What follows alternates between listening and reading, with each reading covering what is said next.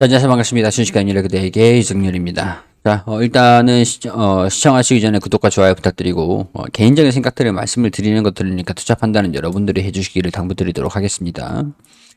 자, 대한전선 오늘 60에서는 좀 이탈하는 모습들을 보였습니다. 시장이 연일 어려운 모습들을 보여주고 있는데, 저도 딱 12월 1일 이후에 계속 하락 장세가 지속이 되고 있어가지고, 죽을 못 쓰고 있습니다.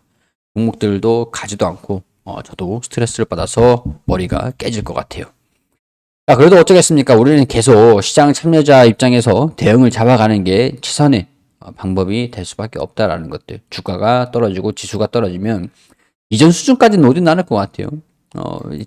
정말 최악의 상황일 때는 뭐 280포인트? 이 수준? 이 수준? 최악의 상황일 때는 2280포인트? 한 이 수준이 될 수 있을 것 같은데, 뭐, 이 수준 이전에 2100포인트, 2200포인트까지 떨어질 거라고 좀 보지는 않습니다. 이제 이 수준에서 좀 반등이 나올 법도 한데, 나올 악재들은 다 나왔거든요. 근데 악재 상황이 좀 변한 게 있어요. 뭐, 물론 시중 금리에 대해서 뭐 그렇게 말씀을 드리는 건 아닌데, 자, 우리가 대한전선의 주요 모멘텀이 구리잖아요. 구리에 대한 가격 변동 이렇기 때문에 이익이 나는지 손실이 나는지, 자, 이런 것들을 판단할 수가 있고, 이제 전선 사업을 영위하고 있고, 초고압 케이블 사우디하고 조인트 벤처도 하고 있고, 뭐 해적 케이블, 그리고 원전, 태양광, 이런 신재 생산업의 전력 인프라, 그런 거에 주요하게 영향을 받는 이 전선 케이블의 주 재료가 구리다 보니까 구리에 대한 가격 변동에 따른 영업이익이 크다라고 말씀을 좀 드리고 있죠. 계속 꾸준히. 자, 우리 이전에 말이죠.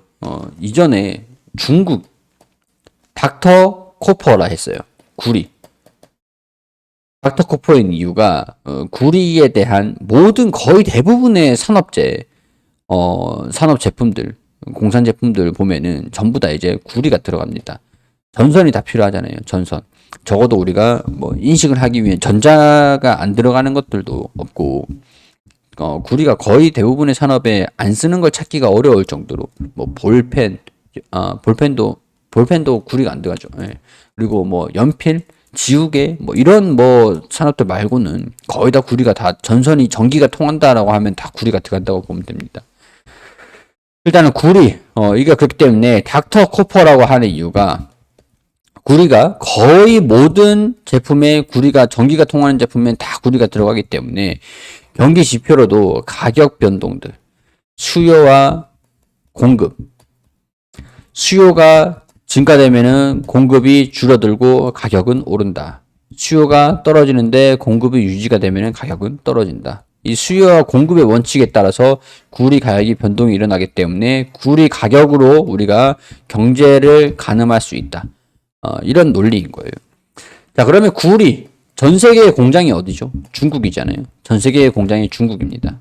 자, 그러면 중국에서 경기가 좋으면 구리의 소비도 증가되겠죠. 공급은 항상 정해져 있어요. 공급은 늘리면 되고 증산보다는 생산을 늘리면 되고 줄이면 되고 조절을 하면 되거든요. 공급은 정해져 있습니다. 이 100이라고 하면은 소비가 60으로 떨어지면은 구리 가격이 떨어지고, 이게 80으로 올라오면은 서서히 올라가겠죠. 근데 이게 120까지 올라가면은 공급이 정해져 있기 때문에 천정빌주로 구리 가격이 올라갈 겁니다. 자, 그럼 구리의 최대 소비처, 전 세계에 세계의 공장이라 불리는 중국에서 소비가 좀 늘어나야 구리 가격이 올라간다라고 보는 거죠. 그러니까 중국에서 제로 코로나를 한다. 제로 코로나를 하는 상태다 보니까 공장이 봉쇄가 돼요. 그러면은 경제가 돌아가지 않고 공장이 돌아가지 않잖아요. 그렇기 때문에 봉쇄가 된다라고 하면은 구리의 소비가 줄어든다라고 보는 겁니다. 자, 그러면 봉쇄가 풀려요. 봉쇄가 되지 않고 봉쇄가 풀려요. 그러면은 경제가 다시 돌아가고 공장 증설이 되는 거고, 이제 가동이 시작되는 거고, 그러면 구리 소비도 반등이 나온다라고 보는 겁니다. 그렇기 때문에 제로 코로나가 완화가 되고 제로 코로나 정책이 폐지가 된다. 그럼 중국이 공장을 정상적으로 돌린다. 이런 것까지 지금 기대감이 반영되면서 구리의 가격들이 지금 올라간 것들이거든요. 과거에 비해서 올라간 상태예요. 자, 올라간 상태인데 최근에 우리 구리 가격이 우리 주말 동안, 우리 주말 이전이 여기 한 목요일, 금요일 될 수 있을 것 같은데 15일 그리고 15일, 16일. 15일, 16일이 목금입니다. 목금. 목금 동안 좀 이슈가 있었는데 구리 가격이 이런 식으로 빠졌거든요. 올라가다가 좀 툭 떨어졌습니다. 툭 떨어지고 지금 반등이 나온 상태인데 그래요. 중국에서 제로 코로나 정책을 완화를 하고 폐지를 하다 보니까 경기는 이제 자동화가 돼요. 근데 사람들이 이제 마스크를 쓰고 돌아다니겠죠. 그럼 이제 감염이 늘어난다. 그래가지고 코로나 확진자가 증가된다. 그럼 이제 경기가 확진자가 증가가 돼서 정상화가 될까? 여기에 지금 물음표가 뜨고 있는 겁니다. 물음표. 여기 때문에 구리 가격이 지금 살짝 떨어졌다가 살짝 반등이 나왔어요. 지금 이 구간이거든요. 이 구간. 자, 물론 이제 중국에서 우리나라도 이제 마스크는 계속 쓰고 있지만 뭐 거리두기를 해제를 한 지 좀 됐잖아요. 감염률은 좀 증가가 됐었죠. 근데 중국은 이제 시작이잖아요. 이제 시작이기 때문에 이렇게 되면 다시 제로 코로나를 하는 거 아니야? 거리두기 다시 하는 거 아니야? 약간 이런 우려감들 그런 것들이 좀 반영되면서 구리 가격이 하락을 했습니다. 자, 15일, 16일 목금 구리 가격이 떨어졌어요. 15일 주가가 올라갔다가 차시는 매물들 떨어지고 오늘도 약세 외국인들은 순매수했습니다. 공매도도 줄어들었어요. 공매도도. 자, 그러다 보면은 오늘 어느 정도 구리 가격에 대한 우려감들이 반영이 됐구나. 근데 오늘 떨어진 건 뭐다? 반등이 나왔잖아요. 반대로 주가가 움직인 거예요. 60일선에서 반등이 나왔어야 됐는데. 그 요인들을 보자면 시장에 있겠죠. 시장에. 자, 오늘 주가가 지수 자체가 왔다 갔다 좀 변동성이 있었습니다.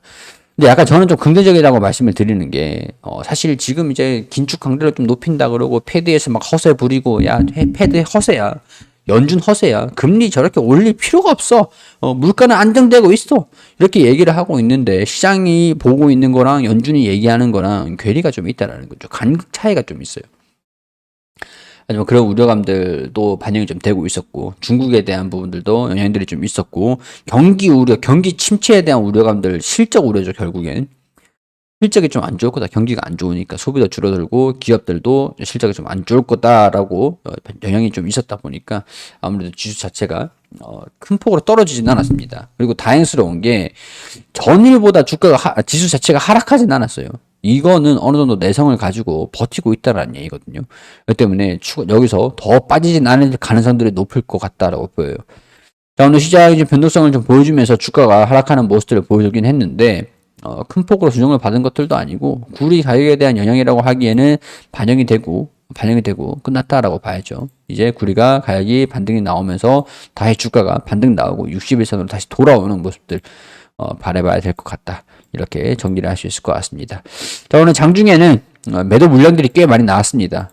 그리고 5장에 들어서 가지고 외국인들 그리고 금융투자 물론 이제 기간은 매도를 유지를 했지만 외국인이나 금융투자 같은 경우에서는 장 5장에 살짝 뒤돌리는 모습들 순매수로 전환이 됐기 때문에 내일은 시장이 좀 좋아지면서 회복하기를 바라봐야 될 것 같습니다. 자, 오늘 주가 움직임들은 구리 가격 변동에 따른 영향도 있었고 시장에 대한 영향들도 좀 있었으니까 중국 코로나에 대한 부분들 중국 경기도 참고로 지금 이제 글로벌 세계 지수를 보면은 홍콩 여기 보면 상하이 뭐 다 떨어졌어요. 이 코로나 확진자의 증가 때문이거든요. 구리 가격에 영향을 좀 줄 수 있는 내용들이다 보니까 이런 것들로 인해서 주가도 경계감들이 반영이 됐다. 이렇게 이해를 하시면 좋을 것 같습니다. 자, 대한전선 투자 판단하시는데 도움이 좀 되었으면 좋겠고요. 투자 판단은 개별적으로 해주시길 바라고 저도 지금 사실 시장이 많이 떨어지고 있는 상태이기 때문에 손실 자체가 이렇게 크진 않습니다. 모의 투자를 진행을 하고 있다라고 말씀드렸는데 자, 손실 자체가 그렇게 크진 않아요.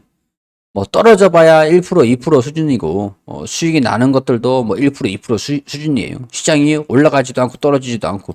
근데 뭐 사실 이 정도면 시장이 계속 떨어지고 있는데 제가 이제 무료 공략주 방에 뭐 공략주로 안내 드린 종목들이 막 이 정도 수준이면 그냥 거기서 거기에요. 일단 시장 대비해서는 무난하게 잘 버티고 있는 상황입니다.